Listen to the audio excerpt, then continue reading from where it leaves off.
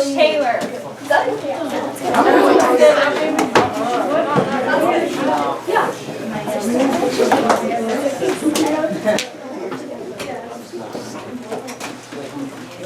You may be seated.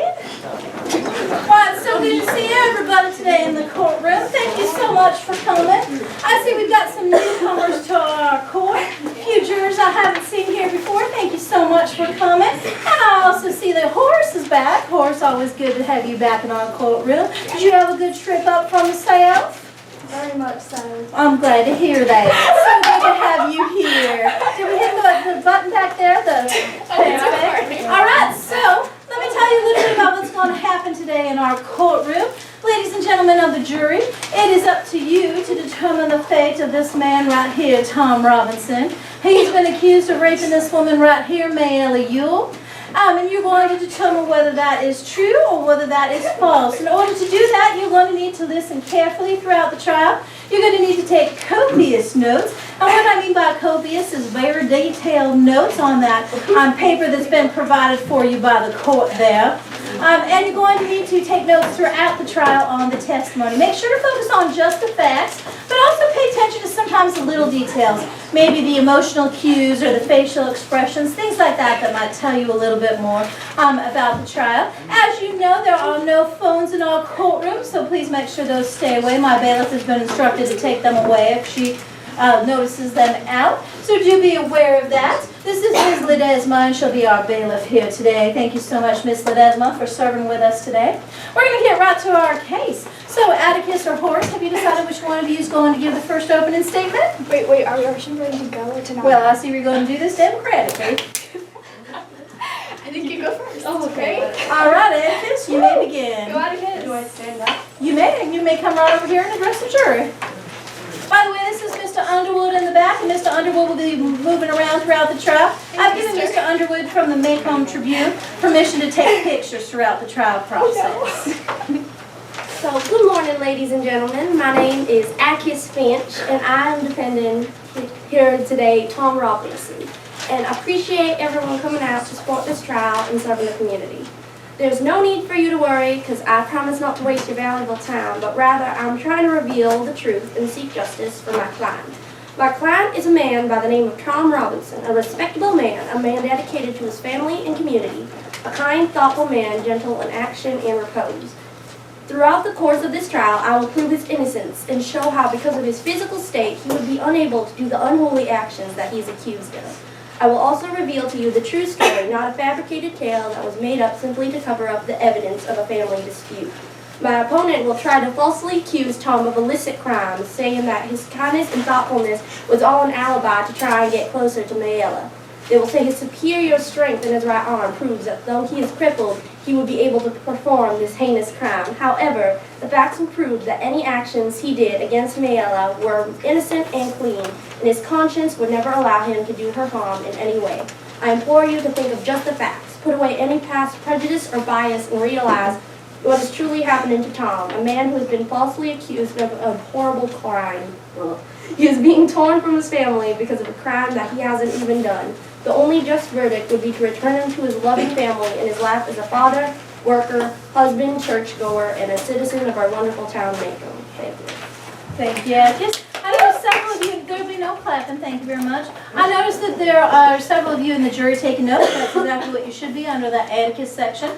Don't forget to be taking notes during the opening and closing statements, very important as well. Thank you very much. Mr. Gilmore.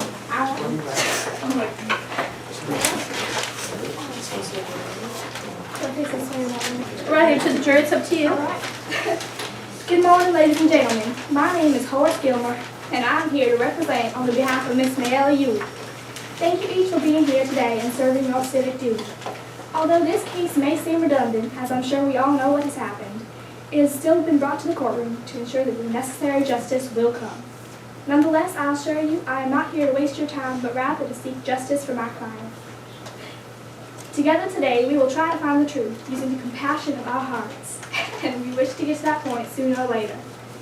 Let me begin by introducing you to our poor Mayella. She is a hard-working citizen. devoted to making the best out of everything, struggling every day to make ends meet while upkeeping a full house of children, all at the young, innocent age of only 19.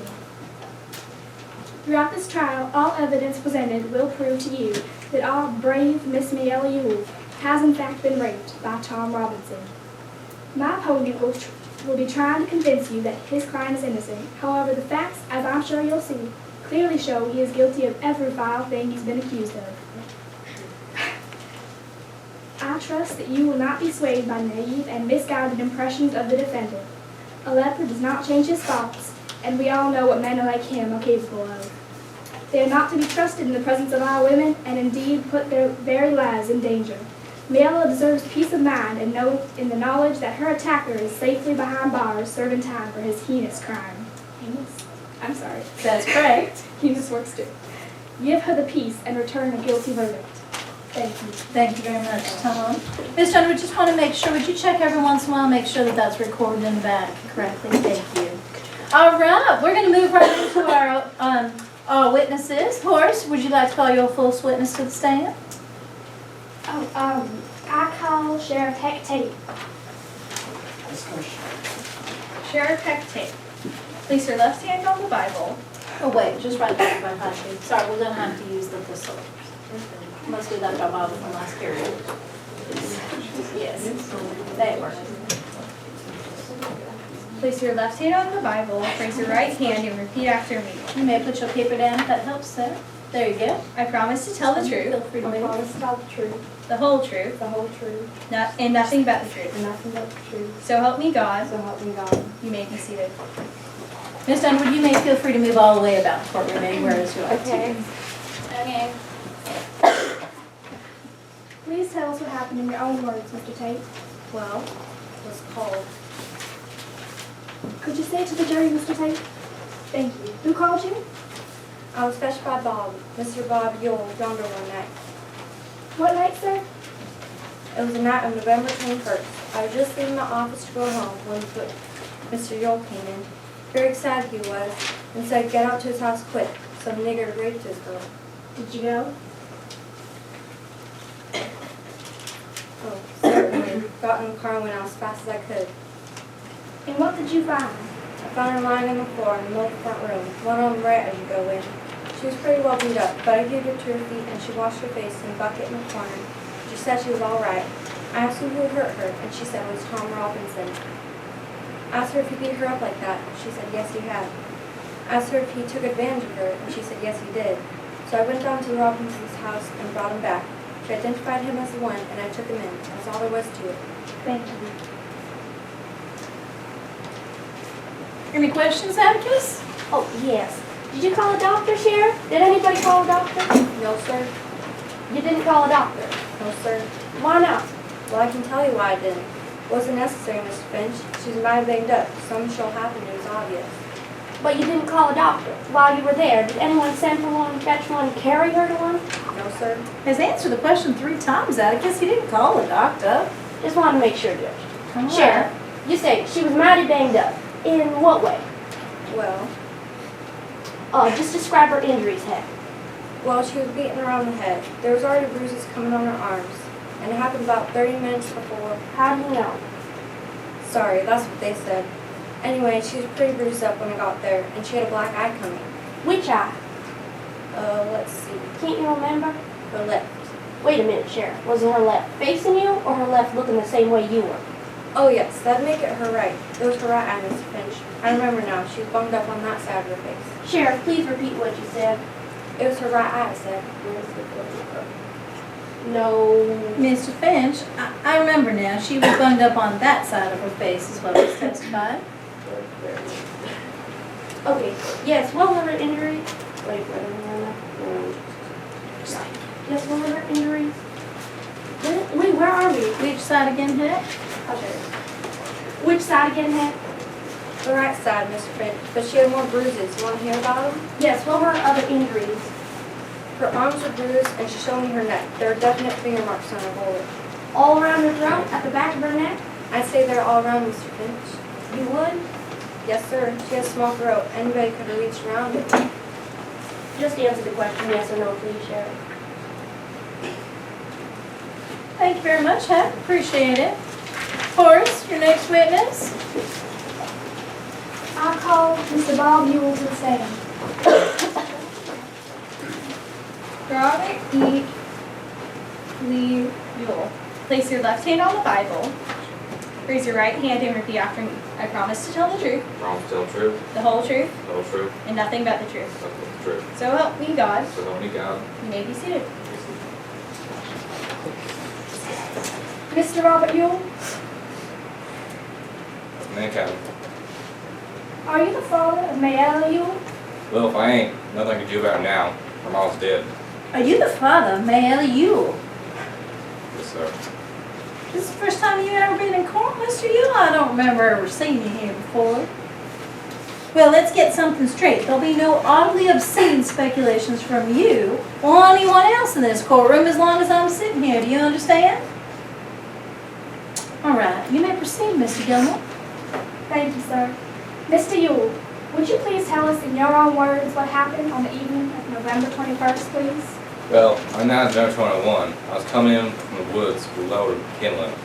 And I just got to the fence and I heard Mayo screaming like a stuck hog inside the house. What time was it, Mr. Ewell? Just before sundown. Well, as I was saying, Mayo was screaming fit feet to Jesus. Yes, she was screaming. Well, Mayo was raising the holy racket, so I dropped my load and ran as fast as I could. I ran to the fence. When I got this tangle, I ran up to the window. I seen that black nigger run yonder, run my ear. Mr. Ewell, you will keep your testimony within the confines of Christian English usage, if that's possible. While there's been a request in this courtroom that it be clear to spectators, especially women and children, but I'm of the belief that people generally choose to see what they want to subject themselves to, and if you choose to subject yourself to what's happening here in the courtroom, then you're welcome to stay. But I will not contain this as a mistrial. So, Mr. Ewell, please keep your testimony again within the confines of Christian English usage. Proceed, Mr. Gilmer. Well, Mr. Ewell, did you see the defendant having sexual intercourse with your daughter? Yes, I did. You say you were out the window. Yes, sir. How far about was it from the ground? About 3 foot. Did you have a clear view of the room? Yes, sir. How did it look? Well, it's also slung about like it was 5. What did you say when you saw the defendant? Well, I ran around to the house to get in, but he ran out the front door just ahead of me. I saw who it was, all right. I was too distracted by my yell to run after him. I run into the house and she was lying before swallowing. Then what did you do? Well, I run for heck potatoes because I could. I knew who it was, all right. Lived down yonder in that nigger nest. Has the house every day. Judge, I've asked this county for 15 years to clean out that nest down yonder. They're dangerous to live around besides elevating my property. Thank you, Mr. Ewell. Well, hold on just a minute, sir. Could I ask you a question or two? Well, Mr. Ewell, folks were doing a lot of running last night. Let's see, you ran to the house, you ran to the window, you ran inside, you ran to Mayella, and you ran for Mr. Tate. Did you, during all this running, run for a doctor? Well, no need to. I seen what happened. But there's one thing I don't understand. Weren't you concerned about Mayella's condition? I was positive it was. I seen him done it. No, I mean her physical condition. Did you not think the nature of her injuries warranted immediate medical attention? What? Did you think she should have a doctor immediately? I never thought of that. I never called a doctor in my life. If I had, it would cost me $5. At all? Not quite. Mr. Ewell, you heard the sheriff's testimony, didn't you? Yes. Do you agree with his description of Mayella's injuries? How's that? Mr. Tate testified that her right eye was blackened, that she was beaten around the... Oh. Oh, yeah. I hold everything Tate said. You do? I just want to make sure. Testimony says which eye? The left. Oh yes, that make it a right. It was her right eye, Mr. Finch. I remember now, she was bunged up on that side of the face. Sheriff, please repeat what you said. It was her right eye, I said. Thank you. You heard it again, Mr. Ewell. Do you have anything to add to it? Do you agree with the sheriff? How was it Tate? Her eye was black and she was mad beat up. Mr. Ewell, can you read her eye? Objection! Can't see what the witness's literacy has to do with this case. Irrelevant and immaterial. Atticus? Judge, if you'll allow me to ask this question, plus another one, you'll soon see. All right, but make sure we see you. I guess overruled. I'll repeat the question. Can you read or write? I most positively can. Will you write your name and show us? I most positively will. How do you think I sign my relief checks? Would you write down a name for us? Clearly now, so the judge can see you do it.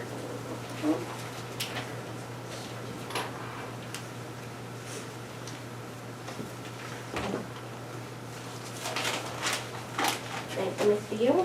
What's so interesting? Why, you're left-handed, Mr. Yule. I don't see what being left-handed has to do with anything. I'm a cross-fearing man just as this Finch is taking advantage of me. Lawyers like him are always doing that to me. I told you what happened, I'll say it again and again. That's all the questions I have. About writing with your left hand, are you ambidextrous, Mr. Yule? I almost positively am not. I can use one hand as good as the other. One hand as good as the other. Thank you, Mr. Yule. You're dismissed. Thank you, Mr. Yule. Your next witness, Horace. Call Miss Miella Yule to the stand. Miella Yule, place your left hand on the Bible. Raise your right hand and repeat after me. I promise to tell the truth, I promise to tell the truth, the whole truth, the whole truth, and nothing but the truth. and nothing but the truth. So help me God. So help me God. You may be seated. Mayor, please tell the jury in your own words what happened on that evening, November 21st last year. Just in your own words, please. Share what you had done that evening. On the porch, Which porch? ain't but one, the front porch, What were you doing on that porch? nothing. Just tell us what happened. You can do that, can't you? Well, that's enough now. Don't be afraid of anybody here. As long as you tell the truth, why, all this must be strange to you, child. And I understand that. But don't be ashamed. You have nothing to be ashamed of and nothing to fear. What are you scared of? Mr. Finch? Don't want him doing me like he done Papa, trying to make him out left-handed. How old are you? 19 and a half. Well, let me tell you, Mr. Finch has no idea of scaring you, and if he did, that's why I'm here to protect you. Now you're a big girl, so you just sit up straight and tell us what happened. You can do that, can't you? Well, sir, I was on the porch and he came along. You see, there was this old shifter over in the yard. Papa brought her in to chop up the kindling. Papa told me to do it while I was off in the woods, but I wasn't feeling strong enough then. So he came back. Who is he?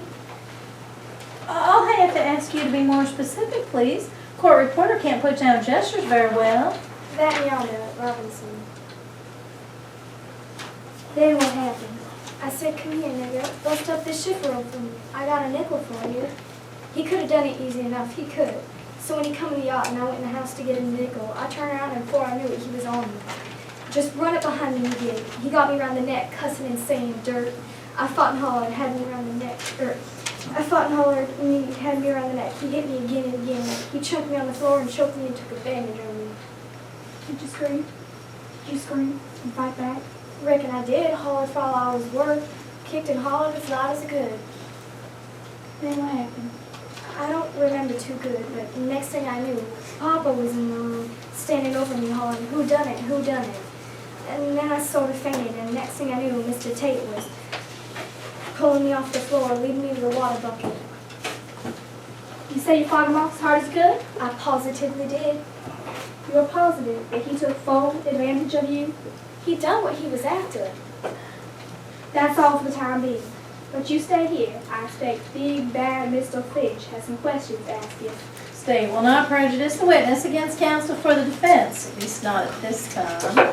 Miss May, I won't try to scare you for a while, not yet. Let's just get acquainted. How old are you? Said I was 19, said the judge yonder. So you did, ma'am. You'll have to bear with me, Miss May. I'm getting along and can't remember as well as I used to.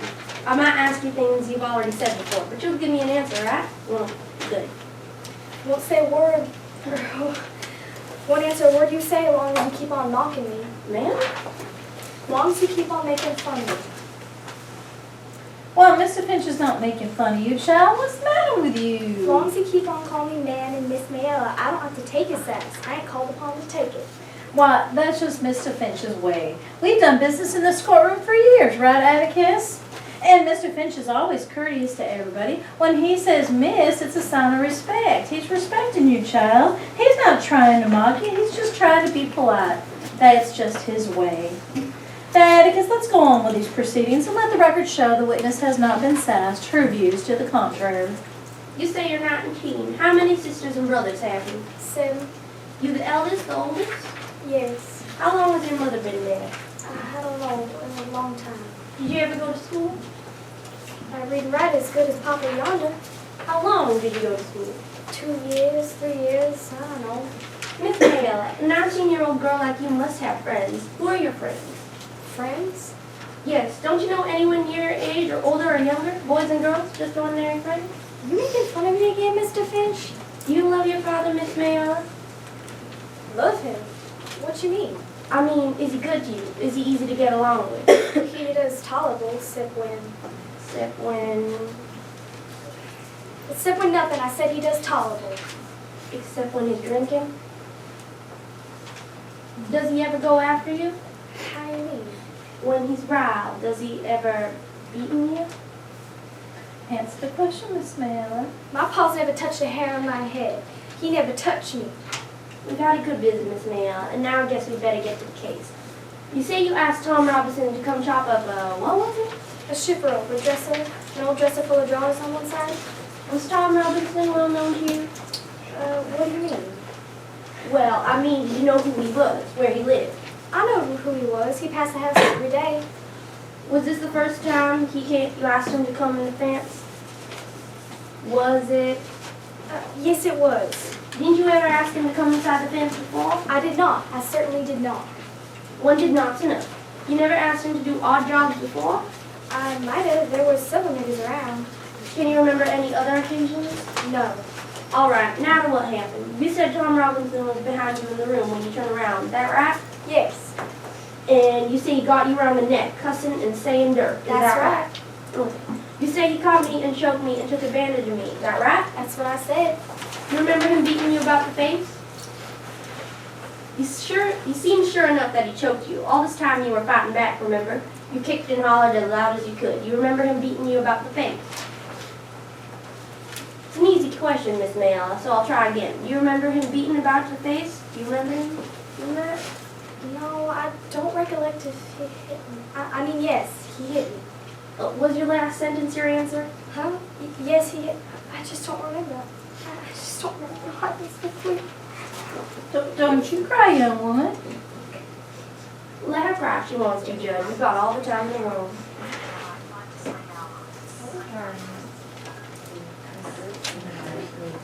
I think we'll need to confiscate that bailiff. Yes.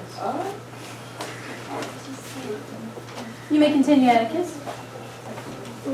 That's fine. There's only a few moments now, and not to be tedious. You've testified that the defendant hit you, grabbed you around the neck, choked you, and took advantage of you. I want you to be sure you have the right man. Will you identify the man who raped you? I will. That's him right yonder. Tom, stand up. Let Miss Mayella have a good look at you. Is this the man, Miss Mayella? The man? Is this the man who raped you? It most certainly is. How? I don't know how he done it, but he done it. I said it all happened so fast. Now let's consider this calm. Objection! Atticus is not irrelevant or immaterial, but he is browbeating the witness. Horace, he's doing nothing of the sort. If anything, the witness is browbeating Atticus. Now, Miss Mayella, you've testified that the defendant choked and beat you and knocked you cold, but you turned around and there he was. Do you wish to reconsider any of your testimony?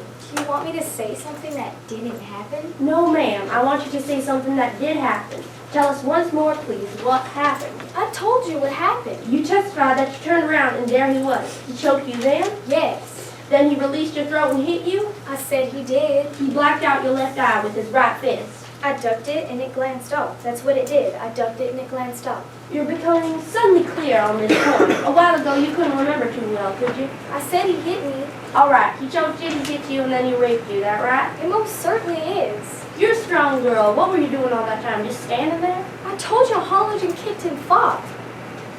All right, why didn't you run?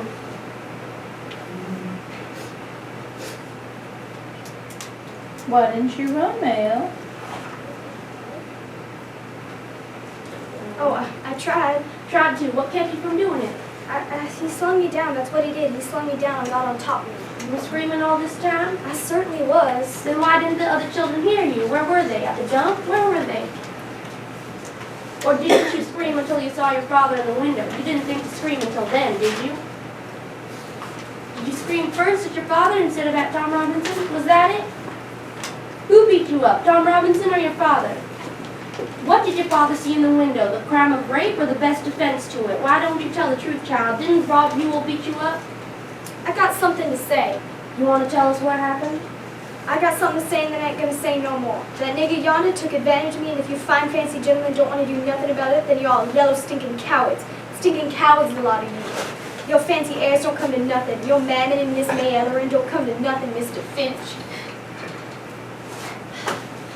Thank you very much, Miss Mayella. Feel free to take Box to your seat if you need to.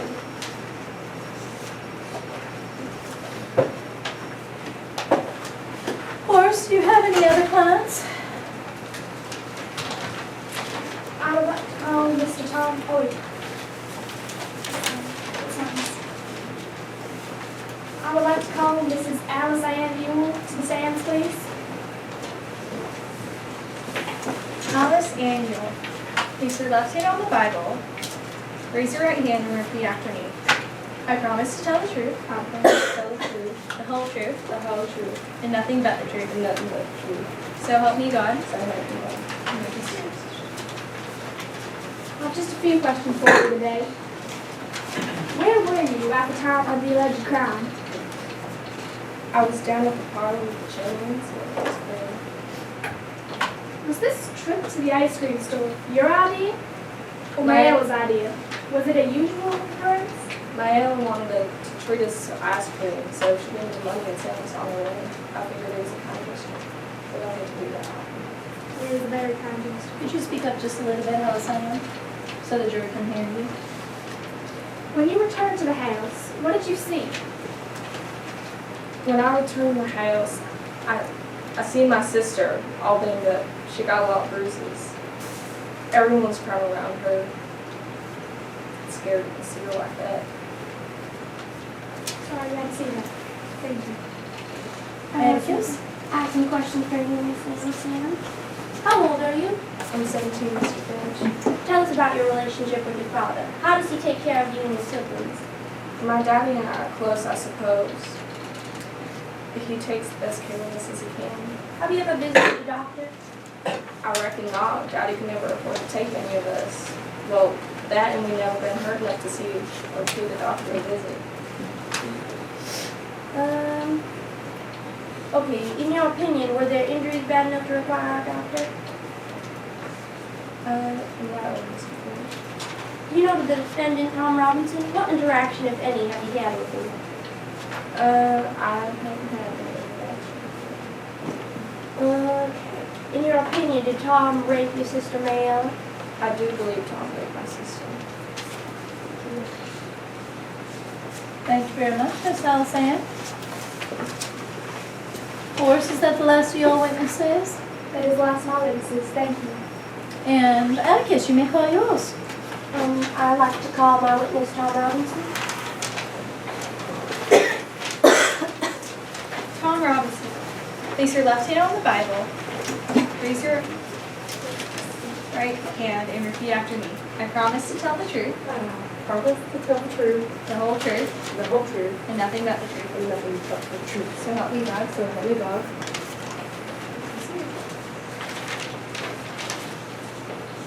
Tom, how old are you?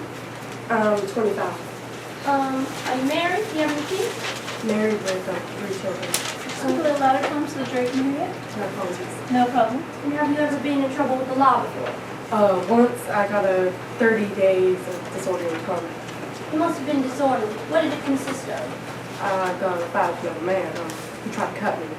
Oh, did he succeed? Yes, a little. Not enough to hurt. Yes, Oh, yes. You were convicted? yes, sir. I just served because I couldn't pay the fine. We ever fell on big kids. Were you acquainted with Miss Mayella Violet Buell? Yes, sir. I had to pass her place going to and from the field every day. Whose field?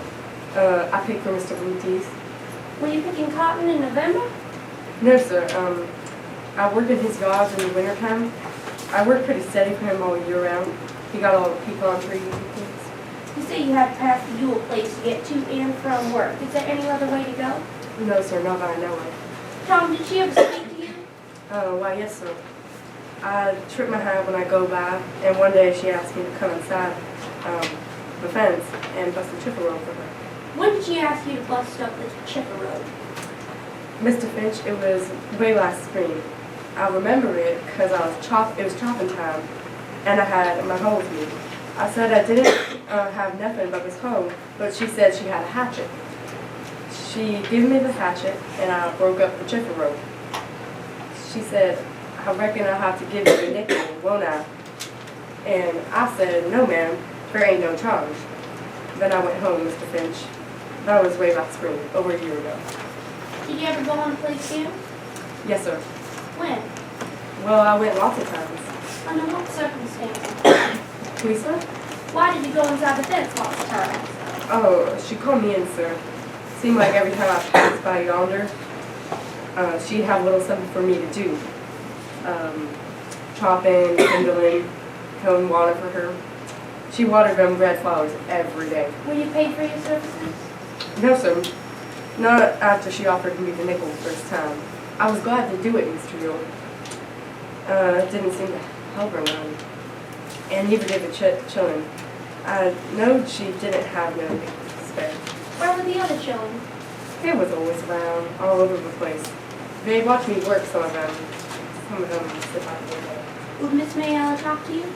Yes, sir, she talked to me. Did you ever, at any time, go on the Yule property? Did you ever set foot on the Yule property without an express invitation from one of them? No, sir, Mr. Finch. I never did. I wouldn't do that, sir. John, what happened to you on the evening of November 21st of last year? Well, Mr. Finch, I was going home as usual that evening, and when I passed the Yule place, Miss Mayella were on the porch, like she said she were. Seemed real quiet, like I didn't quite know why. I was studying while just, passing by, when she says for me to come there and help her a minute. Well, I went inside the fence and looked around for some kindling to work on, but I didn't see none. And she says, no, I got something for you to do around the house. The old door's off its hinges and fall's coming on pretty fast. I said, got a screwdriver, Miss Mayella? She said no, she had. Well, I went up the steps and she motioned me to come inside, and I went in the front room and looked out the door. I said, Miss Mayella, this door will look all right. I pulled it back and forth, and the hinges, they seemed all right. Then she shut the door in my face. Mr. Finch, I was wondering why I was so quiet, and to come to me when there wasn't a child in place, not one of them. And I said, Miss Mayella, where are the children? And I said, where are the children? She says, she was laughing sort of. She says, they all gone to town to get ice creams. She says, it took me a slap a year to save them nickels, but I done it. They all go in town. What did you say then, Tom? I said something like, why, Miss Mayella? That's right smart of you to treat him. And she said, you think so? And I don't think she understood what I was thinking. I meant it was smart of her to say it like that, and nice of her to treat him. I understand you, Tom. Go on. Well, I said I best be going. I couldn't do nothing for her, and she says, oh yes, I could. And I asked her what, and she says to just step on the chair yonder and get that box down from top of the chipper rope. Not the same chipper rope you busted up. No, sir, never one. Most as tall as the room. So I done what she told me, and I was just reaching when the next thing I know, she grabbed me around the legs. She grabbed me around the legs, Mr. Finch. She scared me so bad, I hopped down and I turned the chair over. That was the only furniture served in that room, Mr. Finch, when I left it. I swear for God. What happened after you turned the chair over? Tom, you're sworn to tell the whole truth. Will you tell it? What happened after that? That's the question, Tom. Mr. Finch, I got down off a chair and turned in, and she sort of jumped on me. Jumped on you violently? No, sir. She hugged me. She hugged me around the waist. Then what did she do? She reached up and kissed me on the side of the face. She said she never kissed a grown man before, and she might as well kiss me nigger. She says what her papa do to her don't count. She says, kiss me back, nigger. I say, Miss Mayella, let me out of here. I tried to run, but she got her back to the door and I had to push her. I didn't want to hurt her, Mr. Finch. And I say, let me pass, but just when I say it, Mr. Yule come holler through the window. What did it say? Something not finna to say, not finna for we both and chilling together. What did she say, Tom? You must tell the jury what he said. He says, you goddamn fool, I'll kill you. Then what happened? Mr. Finch, I was running so fast, I didn't know what happened. Tom, did you rape Miss Mayella? I did not, sir. Did you harm her in any way? I did not, sir. Did you resist her advances? Mr. Finch, I tried. I tried to stop being ugly to her. I didn't want to be ugly. I didn't want to push her or nothing. Tom, go back once more to Mr. Ewell. Did he say anything to you? Not anything, so. He might have said something, but I won't say. That'll do. Well, you didn't hear. Who was he talking to? Mr. Finch, you were talking and looking at Miss Mayella. Then you ran? I sure did, sir. Why did you run? I was scared, sir. Mr. Finch, if you was a nigga like me, you'd be scared too.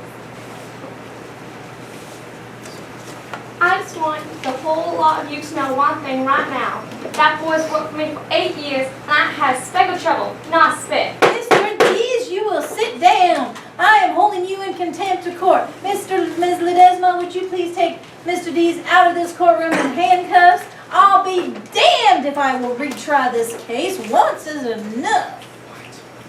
Jury, you'll excuse what you just heard and not count it as part of your deliberations. And court reporter will expunge everything that happens after Mr. Finch. If you were a nigga like me, you'd be scared too. Gilmer, do you have any questions? I do. Let's hear, you were given 30 days once for disorderly conduct, Robinson? Yes, sir. What did it look like when you got through with him? He beat me, Mr. Gilmer. Yes, but you were convicted, weren't you?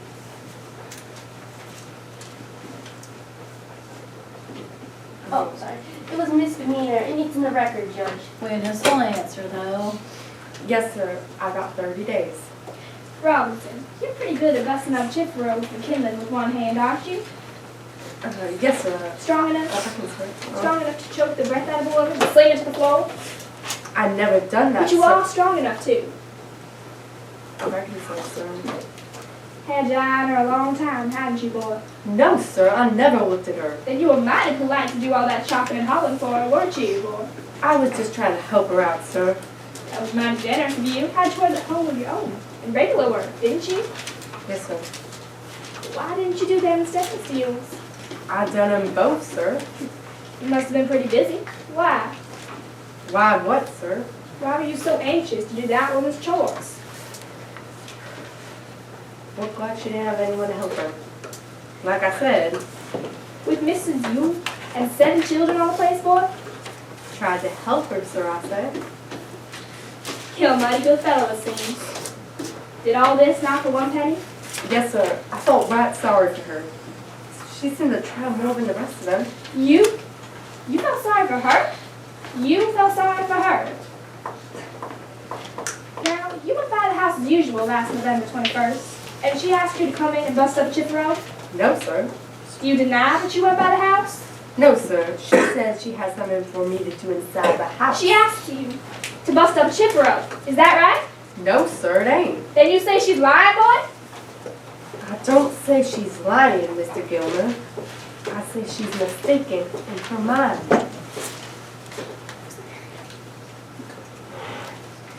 Didn't Mr. Yule run you off the place before? No, sir, I don't think he did. Don't think? What do you mean? I mean, I hadn't stayed there long enough for him to run me off. You're very candid about this. Why'd you run so fast? I said I was scared, sir. If you had a clean conscience, why were you scared? And like I said before, it weren't safe for any nigger to be in a place in a fix like that. You weren't in a fix. Testified that you were resisting Miss Yule. Were you so scared that she hurt you? You brave like a big buck like you? No, sir, I'm scared I'd be in court, just like I am now. Scared of arrest? Scared you'd have to face up for what you did? No, sir. Scared I'd have to face up to what I didn't do. Are you being impudent to me, boy? No, sir. I didn't got to be.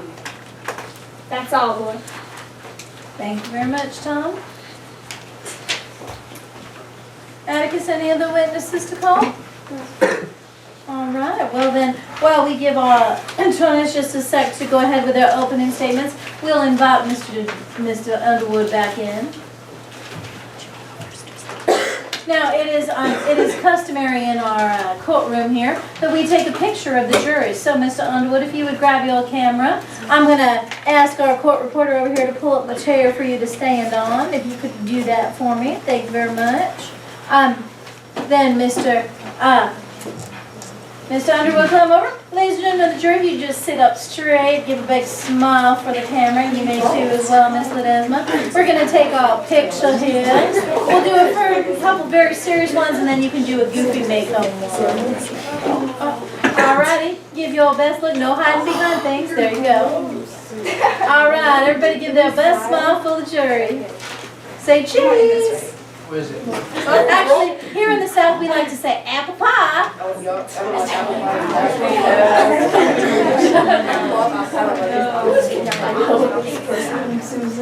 You can say pecan pie. Is that easier? Pecan. All right, give a smile. No signs yet. We'll do the goofy one at the end. Very serious but nice smile. Look like a respectable jury there. Show off your outfits. Big smile. Ernest, look right up there, Estelle, you look beautiful. Clear. Did you take a couple just to be sure? All right, are you guys ready for the goofy one?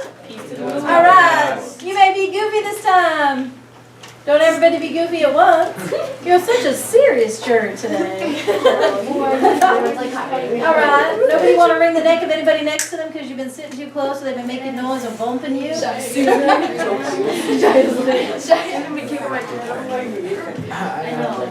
right, I think we're ready. Atticus and Horace, are you ready with your closing statements? All right.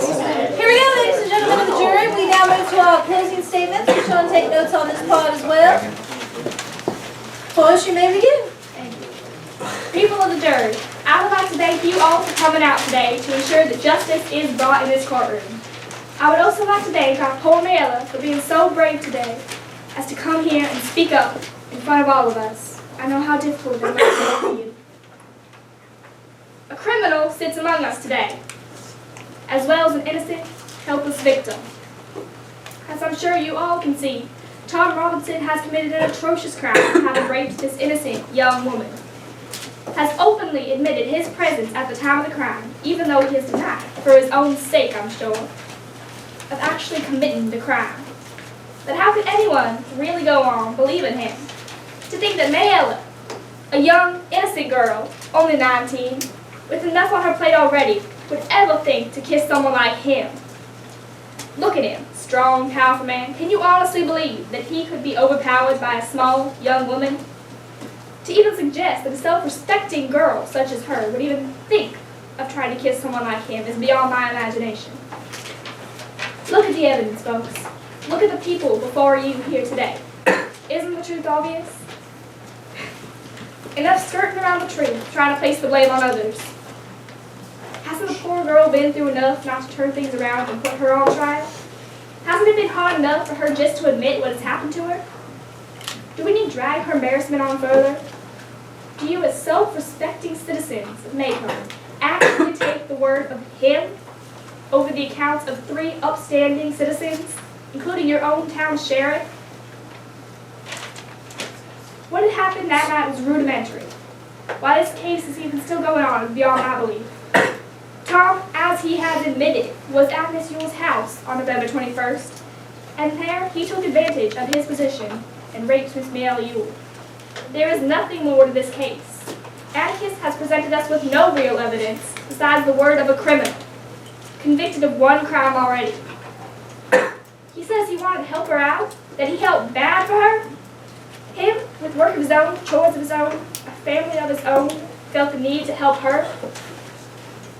Her with a house full of people to help, her so much above him, and yet he felt sorry for her.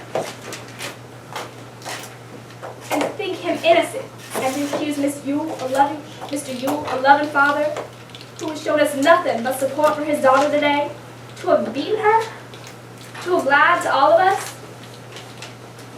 The truth of that night is obvious. In the end, folks, it all comes down to what you are willing to believe.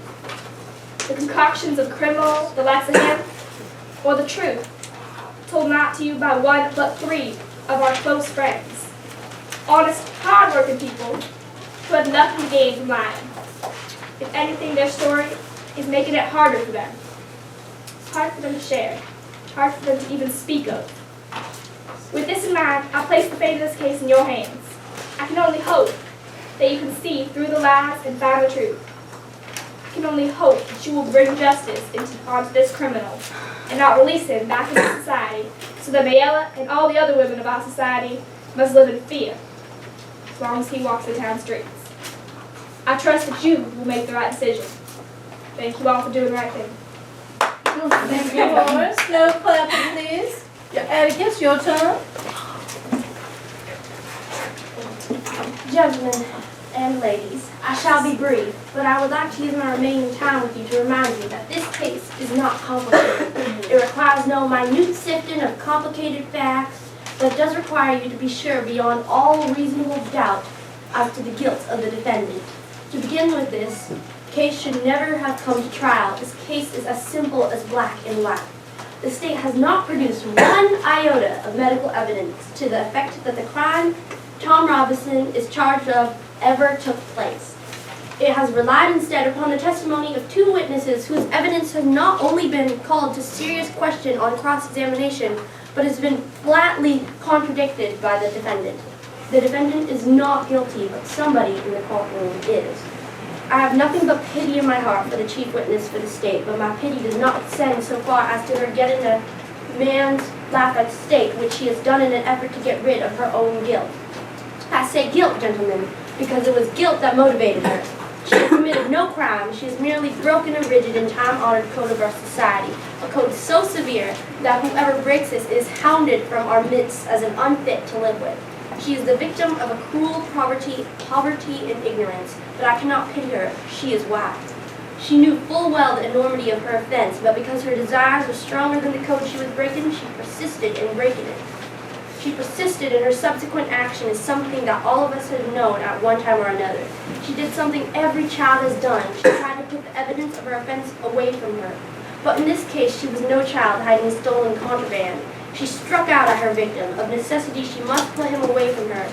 He must be removed from her presence, from this world. She must destroy the evidence of her offense. What was the evidence of her offense? Tom Robinson, a human being. She must put Tom Robinson away from her. Tom Robinson was her daily reminder of what she did. What did she do? She tempted a Negro. She was white and she tempted a Negro. She did something that in our society is unspeakable. She kissed a man, a black man, not an old uncle, but a strong young Negro man. No code mattered to her before she broke it, but it came crashing down on her afterwards. Her father saw it, and the defendant was testified as to his remarks. What did his father do? We don't know, but there is circumstantial evidence to indicate that Mayella Yule was beaten savagely by someone who led almost exclusively with his left hand. We do know in part what Mr. Yule did. He did what any God-fearing, persevering, respectable white man would do under the circumstances. He swore out a warrant, no doubt signing it with his left hand, and Tom Robinson now sits before you, having taken the oath with the only good hand he possesses, his right. And so a quiet, respectable man who had the unmitigated temerity to feel sorry for a white woman who has had to put his word against 2, 3 other white people. I need not remind you of their appearance and conduct on the stand. You saw them for themselves.